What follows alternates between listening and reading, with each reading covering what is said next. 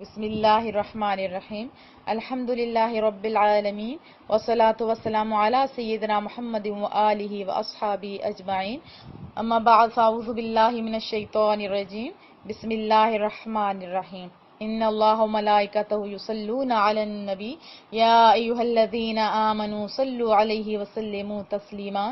تمام حمد و ثنا میرے کریم رب کے لیے اور ہدیہ درود و سلام میرے مصطفیٰ کریم اور ان کی تمام اہل بیت، تمام اولاد، تمام اصحاب پر۔ درود و سلام میرے رسول اللہ پر، اہل بیت پر اور اصحاب پر، تمام سب پہ عقیدت اور محبتوں کے ساتھ۔ السلام علیکم ورحمۃ اللہ وبرکاتہ۔ اس آیت کا ترجمہ جب بھی میں پڑھتی ہوں تو مجھے بہت مزہ آتا ہے۔ اس آیت میں کوئی شرط نہیں لگائی پنجابی میں، اردو میں، سندھی پنجابی میں، نہیں، تم لوگ درود بھیجو، سلام بھیجو، اپنی مرضی سے سلام بھیجو۔ خالی ادب پہلا تقاضا ہے، محبت کے تقاضوں میں ادب اور محبت کے شرط ہے، اس کے ساتھ بھیجو۔ اور میرا اللہ اور میرے رسول اللہ جانوروں انسانوں ہر ایک کی زبان جانتے ہیں، تو محبت سے میرے ساتھ مل کے پڑھے الصلاۃ والسلام علیکہ یا سیدی یا رسول اللہ وعلی آلک واصحابک یا سیدی یا سیدی یا سیدی یا حبیب اللہ۔ یہ محرم الحرام کا مہینہ ہے، اس سے ہم نے ٹھیک ہے بہت کچھ سیکھا، بہت کچھ پایا۔ قرآن کریم میں ہے کہ لوگوں کو میرے دن یاد دلاؤ، کیوں؟ تاکہ لوگوں کے سامنے ایک ماڈل، ایک بات، جب بات تازی ہوتی تھی ایمان ایک دفعہ پھر تازہ ہوتا ہے، جوش جلوے ایک دفعہ، جوش جذبے ہمارے پھر ایک دفعہ سے بلند ہو جاتے ہیں، اور پھر انسان کوشش بھی کرتا ہے کہ ہم بھی کچھ کر کے دکھائیں۔ کہیں ایسا تو نہیں ہے کہ ہماری زندگی ایسے زیرو ہے، نہیں، ہم زیرو نہیں ہیں، ہم رسول اللہ کو ماننے والے، ہم ہیرو ہیں۔ ہمیں ہیرو بننا ہوگا، ہمارے بچوں کو، ہمارے بڑوں کو، ہماری عورتوں کو، سب کو۔ اب یہ والا مہینہ حضرت امام حسین کا مہینہ ہے، حضرت امام حسین کے آل کا مہینہ ہے، یہ میرے مصطفیٰ کریم کی آل کا مہینہ ہے، یہ میرے رب کے محبوبوں کا مہینہ، پیارا سا مہینہ۔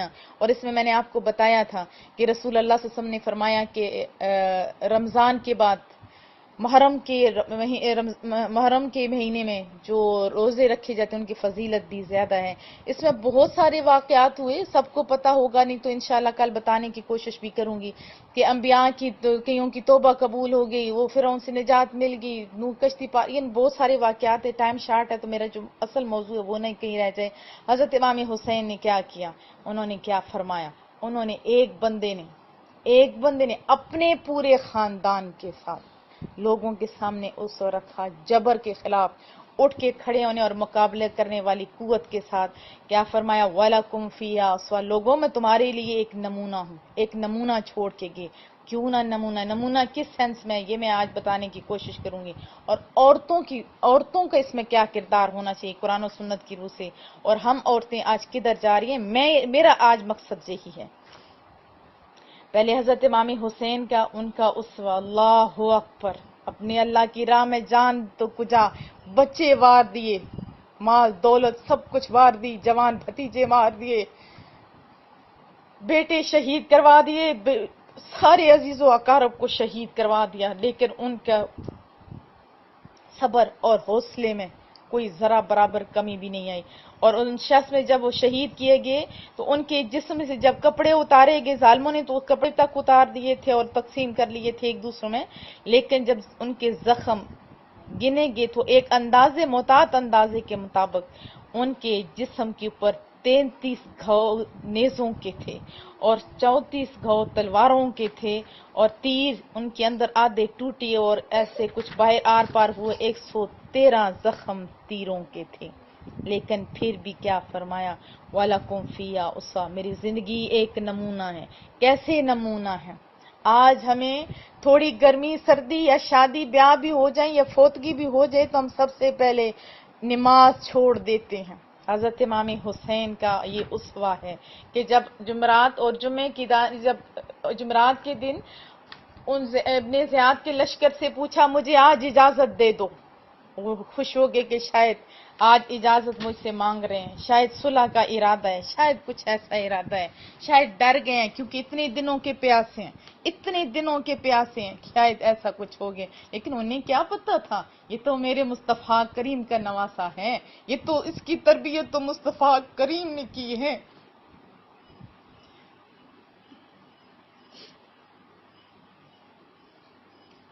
واپس آتے ہیں اپنے اصحاب کے روم میں جاتے ہیں اور ان کو فرماتے ہیں میری دوستو تم لوگوں نے مجھ سے بڑی محبت کی، میری محبت کی وجہ سے آج یہاں ہو، لیکن سب کو پتہ ہے کہ شہید مجھے ہونا ہے، کیونکہ بچپن سے یہ خبریں مشہور تھیں۔ میری رسول اللہ نے خود فرمایا ہوا تھا کہ میرا یہ نواسہ اس طرح شہید کیا جائے گا، لیکن ساری زندگی حضرت امام حسین اور کسی نے بھی دعا نہیں مانگی کہ مولا اس کو ٹال دے، بلکہ شہادت ان کا مقصود ہوا کرتا تھا۔ اور پھر فرمایا کہ ان یزیدیوں کو صرف میرے سر کی ضرورت ہے، آپ کی نہیں۔ میں آپ کو کھلے دل سے اجازت دیتا ہوں کہ آپ اپنے اپنے شہروں میں واپس چلے جاؤ۔ ان سب نے کھڑے ہو کے کیا کہا تھا، ایک ایک فرد نے کہا تھا حسین مانا انہوں نے آپ کو شہید کرنا ہے، لیکن ہم آپ کو چھوڑ کے نہیں جائیں گے۔ اور ساتھ یہ فرمایا کہ ہمیں آپ سے بھی محبت ہے اور آپ کے نانا جان سے بھی محبت ہے، ہم قربان ہو کے آپ کے نانا کی شفاعت کے حقدار بننا چاہتے ہیں۔ اور فرمایا یہ لوگوں کے سامنے ان اصحاب کا بھی ایک اسوہ ہمارے سامنے ہے۔ کیا فرمایا کہ ہم لوگ اگر ہمارے سامنے، لیکن حضرت امام حسین کے سامنے عرض کیا کہ یا حسین ہماری ایک جان تو کجا، ہمارے جسموں کے اوپر جتنے بال ہیں اگر اتنی بھی جانیں ہوتی ہم ساری کی ساری قربان کر دیتے اور لوٹ کے کبھی نہ جاتے۔ پھر حضرت امام حسین نے جو انہیں خطبہ تھوڑا بہت دینا تھا، سمجھانا تھا، آخری بات کیا کہی کہ لوگوں آج رج کے اپنے رب کی عبادت کرنے، جن کی ایک نماز قضا نہیں ہوئی، جو اتنے دنوں کے پیاسے ہیں، جن کے سامنے موت وہ سامنے ہے، لیکن باوجود اس کے کیا فرما رہے ہیں حضرت امام حسین، آؤ آج رج کے اپنے اللہ کی عبادت کر لیں۔ میری بہنوں بتاؤ کتنی آپ نے کبھی ایک دن بھی کہا ہو کہ آؤ رج کی عبادت کر لیں؟ ہم تو بوریت کے رونے روتے رہتے ہیں نا، آؤ رج کی عبادت کر لیں۔ اور انہوں نے رج کی عبادت کی اور رب کو راضی کرنے کی بہت کوشش کی۔ حضرت امام حسین کا اشعار سا بتاؤں گی، اور آج میرا مقصد ایک اسوہ ہے، ہم عورتوں کے سامنے وہ والا کرنے کی کوشش کریں گے۔ حضرت امام حسین اتنے بریو انسان تھے کہ ایک بندے کے ایک گھر کے اندر کسی نوجوان کی فوتگی ہو جائے، سارا زمانہ سنبھالا دینے والا ہو، تو پھر بھی کہتے ہیں ہٹ جو ہمارا دکھ نہیں تھمتا، ہمیں کوئی سہارے کی ضرورت نہیں ہے، کلیجہ ہمارا پھٹ گئے۔ لوگ بھی کہتے ہیں اس کا جوان فوت ہو گیا، اس کو کیسے بیچارے کو ہوش آئے گی، لیکن سلام ہے حسین ابن علی پہ کہ 72 جان نثاروں کو لائنوں قطاروں میں ایسے لٹا کے جاتے ہیں، باعث شہداء اٹھا کے لاتے ہیں، لائنوں میں لٹا رہے ہیں، پھر اپنے جوان بھانجے، اپنے جوان بھتیجے۔ اور رائٹر تو یہ لکھتا ہے کہ جب حضرت امام حسین نے اپنے بھتیجے کو اٹھایا ہوا تھا، وہ اتنا خوبصورت نوجوان تھا، ان کے پاؤں میرے رسول اللہ صلی اللہ علیہ وسلم کے ان خوبصورت بیٹوں کے پاؤں زمین کے اوپر گھسٹتے جا رہے تھے، اور حضرت امام حسین نے اٹھایا ہوا تھا۔ رائٹر کہتا ہے کہ میں نے پوچھا یہ کون ہے، اٹھانے والا کون ہے اور اٹھایا ہوا کس کو ہے؟ مجھے پتا چلا کہ یہ حسین ہے، یہ حسین ہے، اور اپنے بھتیجے کو اٹھا کر لے جا رہے ہیں، اور اتنی بہادری کے ساتھ، اور انہیں باڈی لینگویج سے بتا دیے کہ ہمارا سب کچھ اپنے اللہ کے لیے ہے۔ پھر اپنے بچوں کو شہید کروایا، سارے شہید ہو گئے، سارے کیوں؟ اپنے رب کو راضی کرنے کے لیے۔ آخر میں جب سوار کرنے کی باری آئی تو کون تھی؟ حضرت زینب۔ ایک بہن سے پوچھیں کس طرح اپنے بھائی کو وہ سوار کرتی ہوگی؟ آج ہم نے یہ حوصلہ سیکھنا ہے، آج ہم نے یہ حوصلہ سیکھنا ہے، اپنے آنسوؤں سے اپنے گناہوں کو دھونا ہے، اور حوصلے ہم نے سیکھنے ہیں۔ حضرت امام حسین کے ہر بچے کا، ہر بیوی کا، ہر ایک کا انداز ایک نمونہ تھا۔ حضرت زین العابدین کی صرف 2 باتیں بتا دوں۔ حضرت زین العابدین جب یہاں سے فارغ ہو کے دمشق اور سارا یہ بازاروں میں، یہ میں نے شاید آپ کو بتایا ہوا نہیں تو میں دیکھتی ہوں کل بتانے کی کوشش کرتی ہوں، اپنی اللہ کی عبادت کے لیے ہمیشہ وہ کیا کرتے تھے کہ ایک خیمہ لگاتے تھے مدینہ طیبہ کے کسی ویرانے میں جا کے، ایک دفعہ انہوں نے لگایا ہوا تھا اور ابن زیاد ہے کسی مسلمان کے ساتھ مقابلہ تھا، یہ بھی بد نصیب لا الہ تو پڑھتے تھے لیکن پتہ نہیں کیسا پڑھتے تھے، اللہ اور اس کے رسول کے احکامات کو تو مانا نہیں، یہ پتہ نہیں کیا کرتے تھے، اللہ پاک کے ہم مسلمانوں کو ہدایت دیں اور ہم حسینی کے لائیں۔ ابن زیاد کا جب لشکر کو ہار ہوئی وہ دوڑا دوڑا خیمے کی طرف گیا، اور اسے تو نہیں پتا تھا یہ خیمہ کس کے اندر، دیکھتے ہیں حضرت امام زین العابدین تھے۔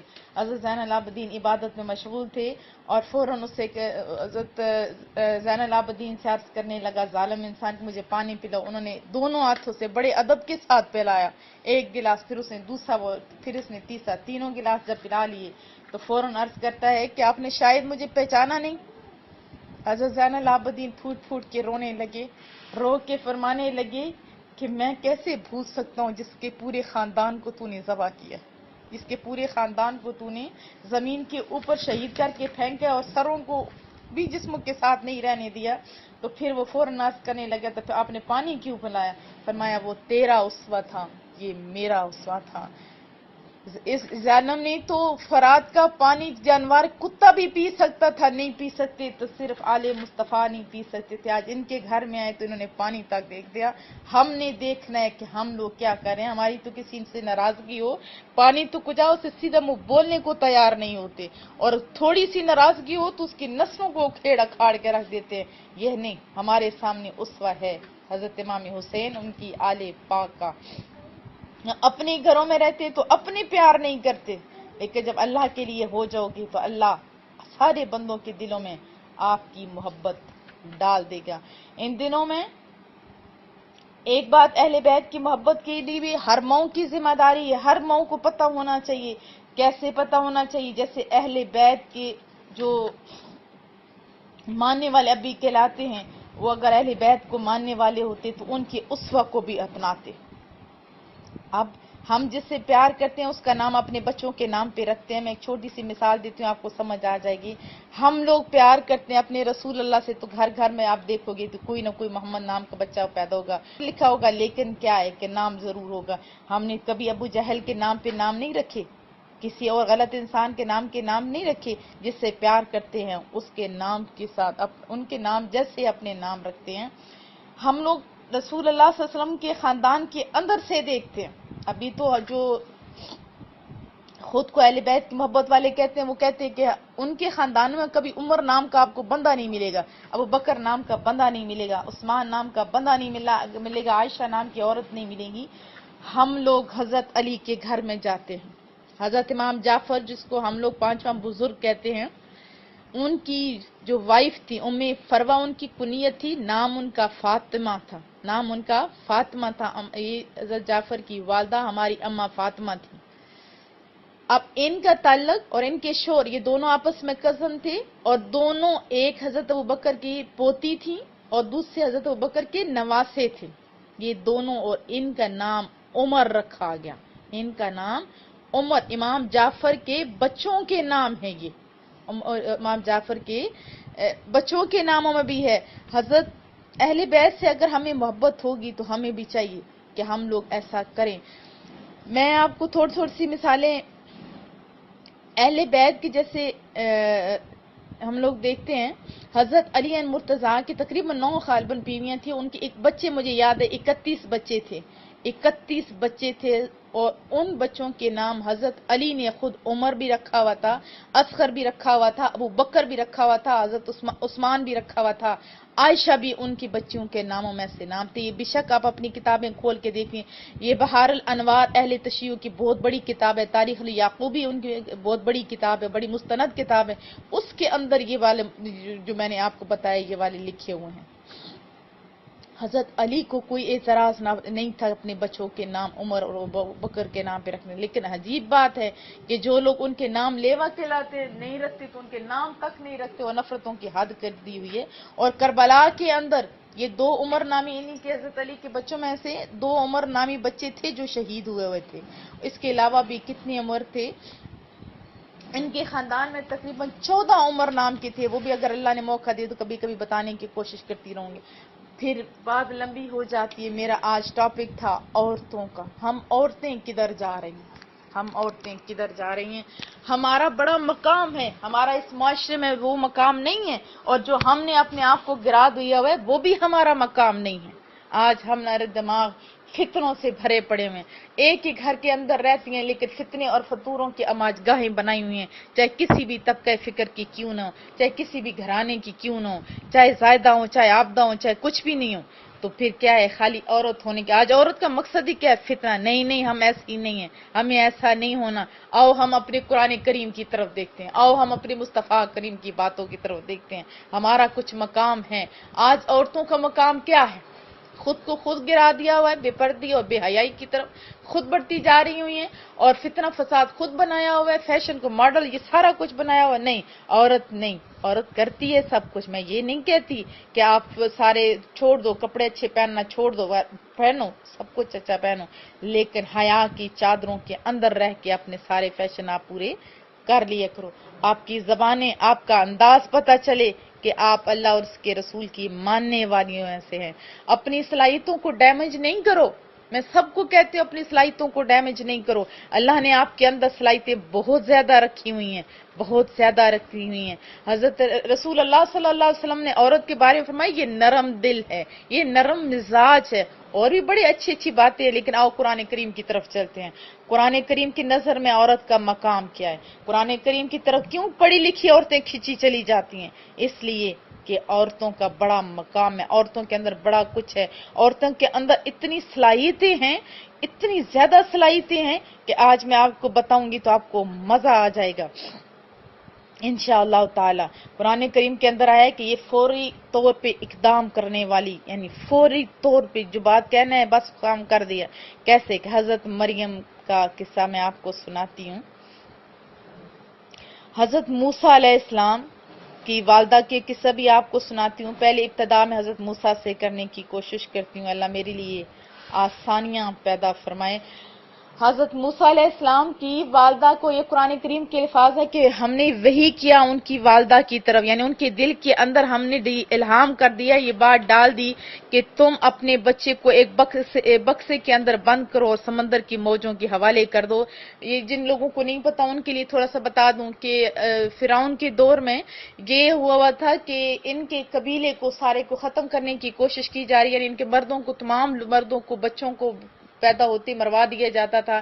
پھر جب تعداد بہت کم رہے گی تو 1 سال بچوں کو زندہ رکھا جاتا ہے، 1 سال بچوں کو مروا دیا جاتا تھا، اور جس سال بچوں کو، یہ اللہ کی شان دیکھے، جس سال میں بچوں کو مروانے کا تھا اس سال میں اللہ نے موسیٰ علیہ السلام کو پیدا فرمایا، اور جس سال میں بچے زندہ ہونے کا تھا اس میں حضرت ہارون علیہ السلام کو پیدا فرمایا۔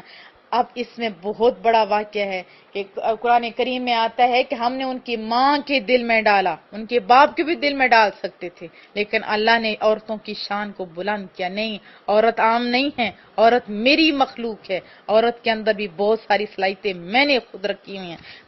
جب جیسے ہی ان کے دل میں کیا، اب بکسے کے اندر بند کرنا، پھر سمندروں کے حوالے کر دینا، یہ عام سی بات نہیں تھی۔ انہوں نے مر تو ویسے بھی جانا تھا، اور سمندروں کے حوالے کر کے مارنا تو اور مشکل، ایسے سیدھا پھینک دیتی، بس دل میں آیا تو انہوں نے بکسا بنایا اور اس کے موجوں کے حوالے کر دیا، اور ساتھ ڈیوٹی حضرت موسیٰ کی بہن کی لگائی، بھائی کی بھی ہے، کسی اور کی بھی لگ سکتی تھی، باپ کی بھی ہے، کسی اور لڑکے بچے کی بھی لگ سکتی تھی، کیونکہ فرعون اور اس کی جاسوسی ادھر ادھر گھوم رہے تھے، لیکن چنا گیا تو حضرت موسیٰ کی بہن کو چنا گیا۔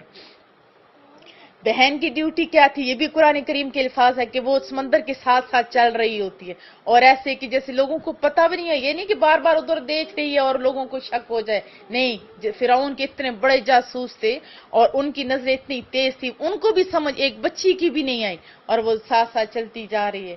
پھر بکسا وہ دیکھتے ہیں فرعون اور اس کی بیوی، اتنا خوبصورت بکسا ہے، اس کو کھولا جاتا ہے کہ اس میں ہے کہ اس میں بچہ تھا، اور بچہ بھی اتنا پیارا، ہر نبی بہت پیارا گزرا ہے۔ فرعون نے اس کو مارنا چاہا، لیکن حضرت آسیہ نے بولا نہیں نہیں نہیں، ہمارے بچے نہیں، اس کو رکھ لیتے ہیں، ہو سکتا ہے اس سے ہمیں کوئی فائدہ ہو۔ اور اس سے بھی علماء کرام نے بڑی بات نکالی ہے کہ جو لوگ انبیاء سے محبت کرتے ہیں ان کی محبت کبھی خالی نہیں جاتی۔ حضرت آسیہ نے محبت کی تو اللہ نے اس کا انجام کیا دے دی، اسے ایمان کی دولت دے دی، اور قیامت والے دن اس سے بڑا مقام ہوگا انشاءاللہ تعالی۔ جب عورتوں کی اور بات ہوگی تو مزید بھی بتانے کی کوشش کروں گی۔ حضرت آسیہ وہ لے جاتی ہیں، घर के अंदर अब बच्चा, बहुत सारी माएँ आती है दूध पिलाने वाली, मुख्तलिफ किस्म के दूध पिलाए जाते हैं, बच्चा दूध की तरफ मुंह भी नहीं करता। अब साथ वो लड़की बच्चों की तरफ, भाई की तरफ ज्यादा तवज्जो नहीं दे रही, इधर उधर दे रही है। अल्लाह ने उसकी ड्यूटी लगाई हुई है, और ये बता रहा है मेरा करीम रब, हमने औरतों के अंदर ऐसी सलाहियतें रखी हैं, मर्दों तुम भी नहीं जान सकते हो। फिर वो औरत वो छोटी बच्ची देखती रहती है, और जब बोलने की बारी है तो बोल के भी दिखाती है। अब वो क्या कहती है कि जब मायूस हो जाते हैं कि किसी का ये दूध नहीं पी रहा, तो फैसला किया गया कि अब क्या किया जाए, ये तो रो रो के मर जाएंगे। तो वो बेटी फौरन बोलती है, हजरत मूसा की बहन फौरन बोलती है कि मैं एक औरत को जानती हूं। अब उनकी मां थी, लेकिन क्या फरमा रही है कि मैं एक औरत को जानती हूं जो बच्चों को पालती है, जो बच्चों को दूध पिलाती है, और बड़ी नेक है, बड़ी शफीक है। जो भी उसकी तरफ आया है तो सारे बच्चे बिल्कुल खुश हो गए। उसको ट्रेन करने के इतना बड़े अच्छे अल्फाज उसने इस्तेमाल किए, और उस बच्ची के कहने पे किसी को शक तक नहीं हुआ। उस बच्ची के कहने पे उसकी मां को बुलाया जाता है, और अब वो बच्ची अपनी माँ की रोजी का भी जरिया बन रही है कि वो पैसों पे पिलाती है। कौन अपने बच्चों को पैसों पे पिलाता है? फिर वो औरत तशरीफ लाती है, हजरत मूसा अलैहिस्सलाम की वालदा मोहतरमा तशरीफ लाती हैं। अब उनके पास बच्चा अपनी माँ का दूध पी रहा है, लेकिन ये ड्यूटी किसने अदा की?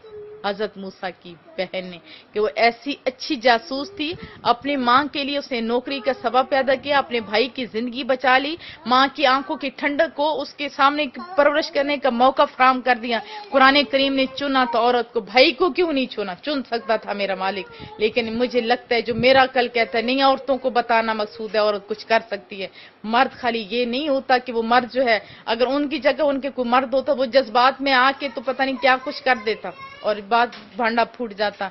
लेकिन अल्लाह ने हजरत मूसा अलैहिस्सलाम की बहन से ये उतना बड़ा काम लिया और औरतों को बता दिया, और तो तुम लोग अपनी औकात, अपनी मोहब्बत अपनी समझो कि तुम जमीन के नहीं, तुम तो आम नहीं हो, तुम खास लोग हो, तुम खास हो। और खासों का अंदाज ये नहीं होता जो हमने आजकल अपनाया हुआ है। और फिर कुरान करीम की तरफ चलते हैं। हजरत मूसा अलैहिस्सलाम की जिंदगी में औरतों का बड़ा किरदार है, औरतों का बहुत बड़ा किरदार है हजरत मूसा अलैहिस्सलाम की जिंदगी में। जब हजरत मूसा अलैहिस्सलाम के हाथ से एक कुप्ती का कत्ल हो जाता है, और वो कुप्ती के कत्ल की वजह से फिरौन उससे पकड़ लेना चाहता है, तो हजरत मूसा अलैहिस्सलाम वहां से निकल आते हैं, वहां से निकल जाते हैं और पानी की तलाश में एक कुएं के पास जाते हैं। ये भी कुरान करीम के अल्फाज है, मैंने ये सूरह मुबारक पढ़ाई हुई है कि कुरान करीम के अंदर आते हैं, वहां दो औरतें हया के दायरे में अंदर रह के साइड पे खड़ी होती हैं। उनसे पूछते हैं, हजरत मूसा आप ऐसे क्यों खड़ी हैं? सारे लोग जानवरों को पानी पिला रहे हैं और आप खड़ी हैं। और वो औरतें कहती हैं, आप इस वजह से खड़ी हैं कि ये सारे मर्द पानी पिला के चले जाएंगे, हम हमेशा लेट ही पानी पिलाया करती हैं।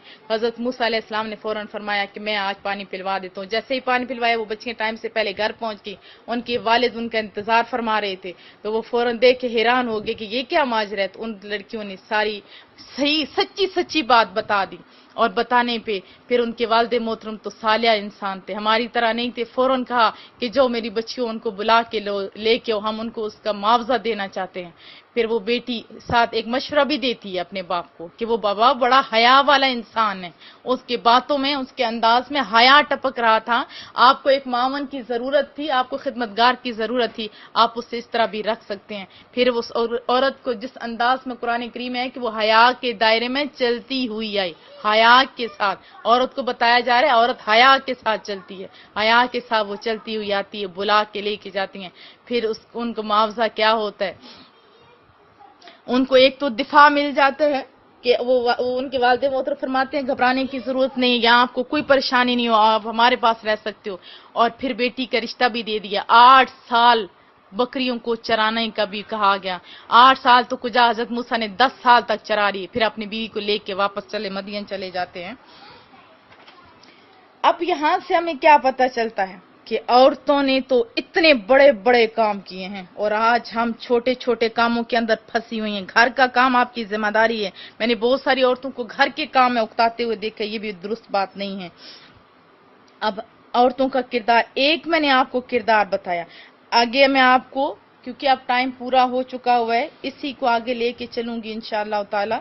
औरतों के ही मामले को लेके आगे चलने की कोशिश करूंगी कि हम औरतों को चाहिए कि हम अपनी सलाहियतों की तरफ ध्यान दें, अपने ऊपर ध्यान दें, اور ہمیں چاہیے کہ ہم لوگ قرآن و سنت کے مطابق حیات اپنی گزاریں تاکہ ہم لوگ بھی اپنے بچوں کے لیے ماڈل ہوں.